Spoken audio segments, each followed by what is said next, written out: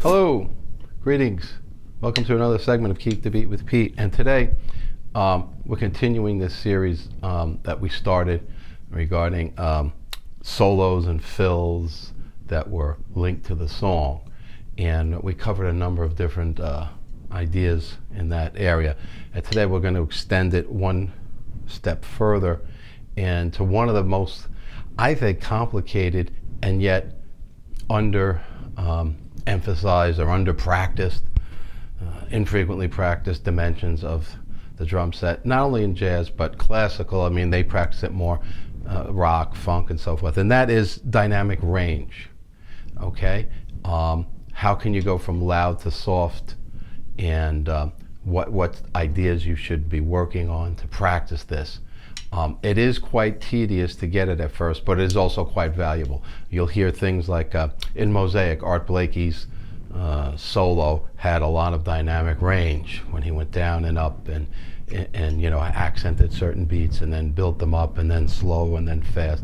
So Joe Morello, who I studied with, Buddy Rich, would do his closing a lot of times of his extended solos. He would go all the way down till you barely could hear it, and then come all the way back up. So stay tuned to watch this segment and let's work on dynamic range. Okay?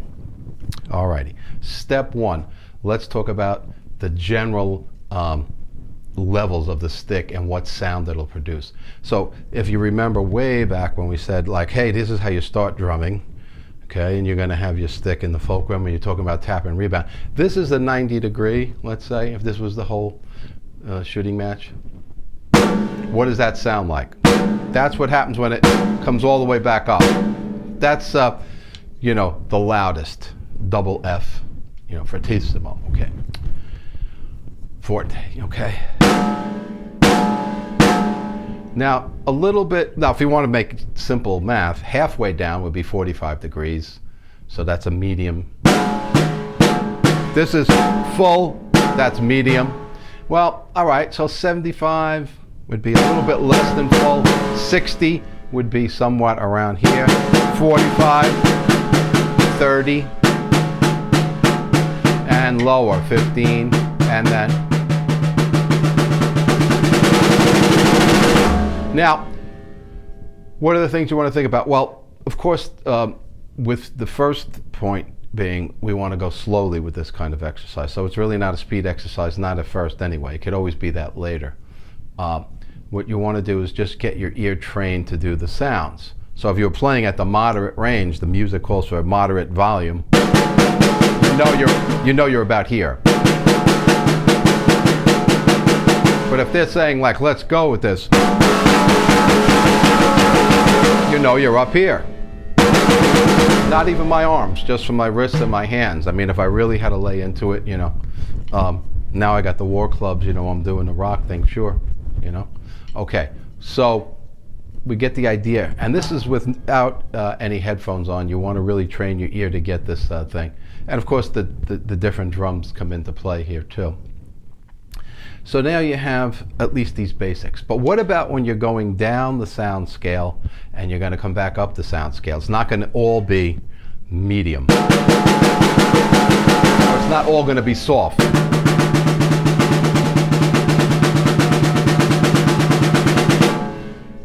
Okay, well, in Master Studies, page 52, it's dynamics. And Joe says, these exercises are good for dynamic control and they're tremendous endurance builders. With the crescendos and diminuendos, there should be no sudden changes in volume. They should be done smoothly so that the crescendos, each note is louder than the one before. And with the diminuendos, each note is softer than the one before. So you're stair-stepping up or down. Say you were going down, you hear. The next one is a slight bit softer, and then softer. And then.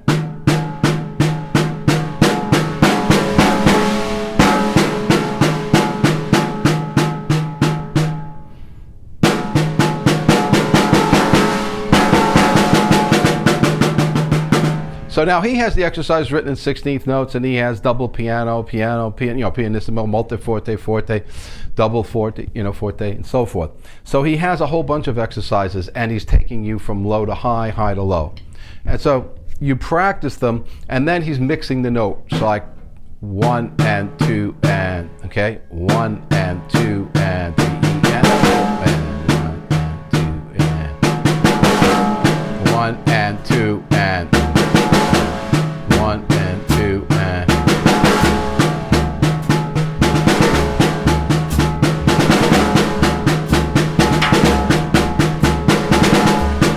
so piano, double piano, up to loud, back down. Some of the harder ones would just be stair-stepping down or stepping up. This is full, next, next, next, next, next.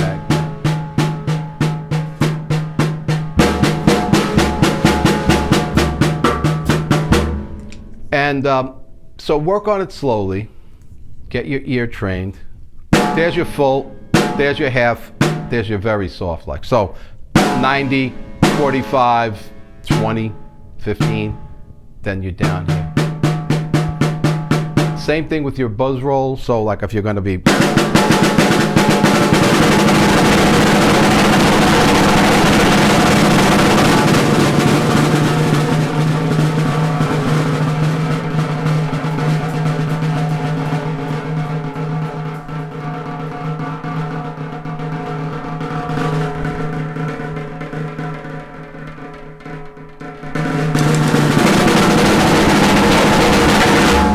as the music may call for it. And you would hear Buddy Rich, he would do that to it fairly well at the end of a lot of his famous extended solos. He had the single stroke roll going up, or sometimes a buzz, closed roll pressed up. In fact, Joe was telling me that when Louis Bellson and Joe and Buddy would be in town at the same time, which was probably not often, but Buddy would have like a practice pad up in the hotel room or something like that. So they'd get together and change ideas and stuff like that. So that would have been cool to be there, right? But anyway, one of the things they used to do, Joe was telling me, was they would sit around and see who could play the softest. And the only rule was you had to be playing on the pad. So, like if you were starting like even here,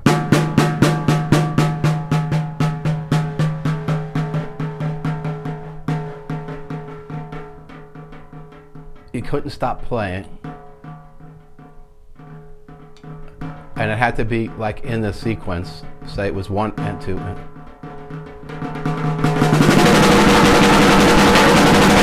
all up to the loudest. So why do I bring this up? Because you hear this all the time. Classical music, it's very common that you have your crescendos, the diminuendos, and so forth, up and down the scale as the music goes. Film scores, jazz, definitely the drummers use it in a lot of different ways. And in rock too, you're going to get parts of a song that are going to be softer, and then you're going to get the part where you have to be louder. It's not something that drummers practice a lot of. You can go your whole career and not focus a lot on it. However, I will note that one of the things that the funk drummers are famous for is ghost notes, and some jazz drummers too, where they can make the snare drum just about audible, right? And the funk guys, 1, 2.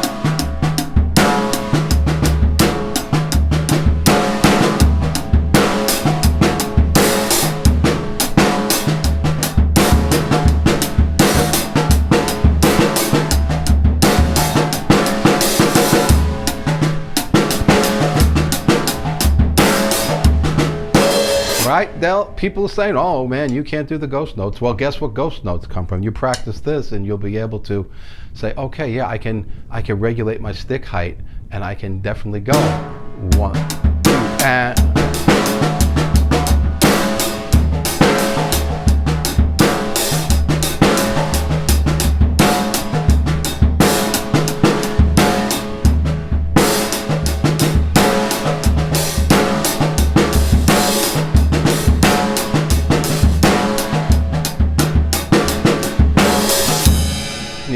so it's there in jazz.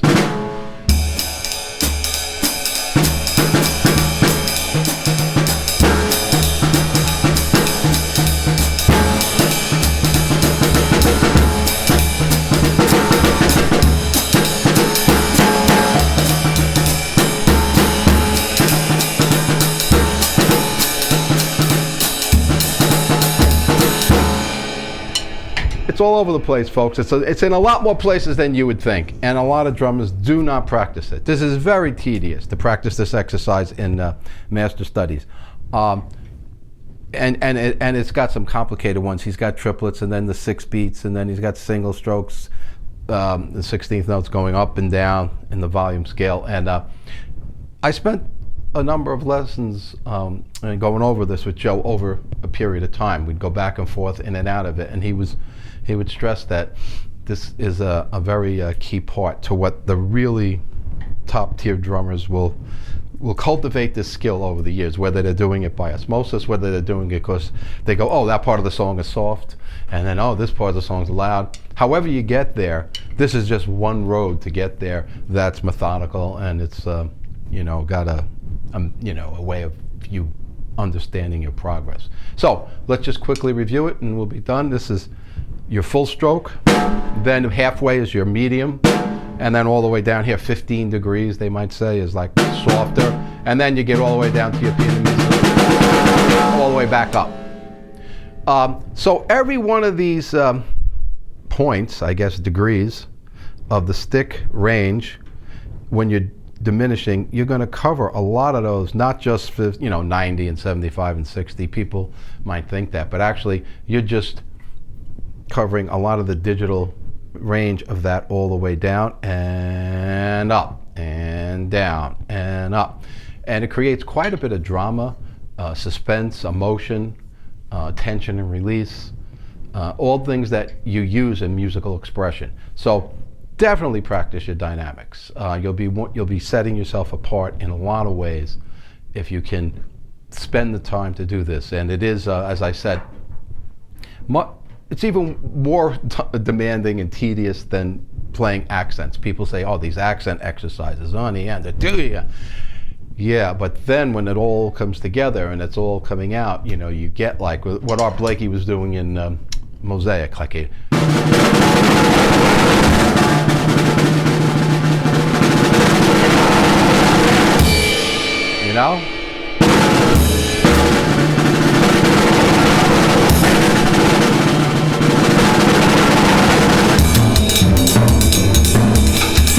he has that whole thing going on there with the Mozambique again. What do you know? We did Mozambique a while ago. Here he is, the king of Mozambique in jazz. Okay, Art Blakey. But that's just another whole thing. You could check that out. But anyway, this dynamic range thing, the top guys do it, and they do it very well. And your classical drummers know that this is very, very key, because the conductor is looking for very soft all the way up as the music calls for. So I mean, they'll spend probably more time on it than most people, but we all should spend a lot of time on it. Okay, thanks for tuning in. New subscribers, welcome. Those that have been subscribing, watch the whole thing as we go through, because these things are all interconnected. When you piece a lot of this together, you have like some of the kind of the complete kind of picture that I would be trying to paint. And these are not lessons, these are segments, because you're not getting feedback from me on how you might be doing it. Everybody's at a different level of drumming, so that's not a lesson, but it's an idea for you to sort of build upon. Thank you. Remember, we're trying to create the beat we keep the beat with Pete. Peace out.